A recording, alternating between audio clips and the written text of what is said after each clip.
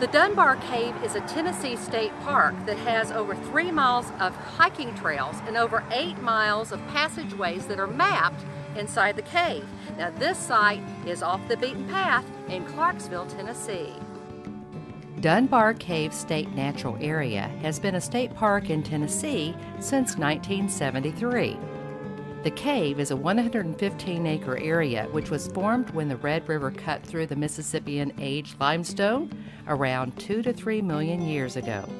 The cave was a shelter for Native Americans as far back as 10,000 years ago. In more recent times, the cave has been used as a central community gathering place for events, dances, and even country music performances when it was owned by Roy Acuff. Ownership started back in the 1790s, and the cave was claimed by Isaac Peterson, who left to bring his family to the area. Meanwhile, Thomas Dunbar decided to claim the area too. When the Petersons returned, there was a legal battle for the cave. Patterson won in 1792, yet interestingly enough, he kept the name of the cave as Dunbar. After the Civil War, J.A. Tate acquired the property and built a 2-story hotel on the site. But it wasn't until the 1930s that the cave became a social community place. Dances, concerts, and even fairs were held here. Dunbar Cave was purchased in 1948 by Roy Acuff for $150,000. The cave then began to be a location for entertainment shows like Benny Goodman and Tommy Dorsey. He broadcast a live country music radio show from the site as well. Acuff also added a golf course, which can be seen today. When Roy purchased the land, it was near Clarksville, Tennessee. The city has since grown to include the cave within its borders.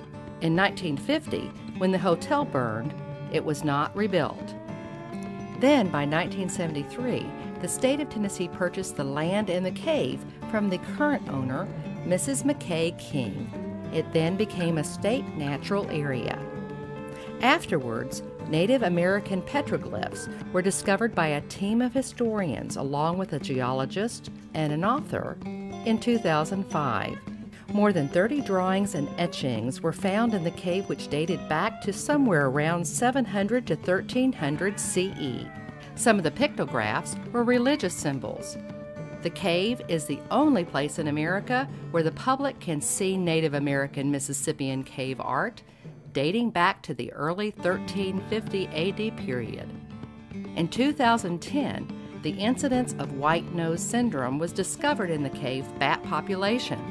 It temporarily closed the cave. There are several unique and even endangered animals, including the gray bat, a blind cave crayfish, and the southern cave fish, which are inhabitants of the cave. Many of these cave animals live in the area near the front of the cave, known as the Twilight Zone. When you get close to the cave entrance, you'll definitely notice the temperature change. There's a cool breeze that comes out of the cave that's a constant temperature of around 65 degrees year-round.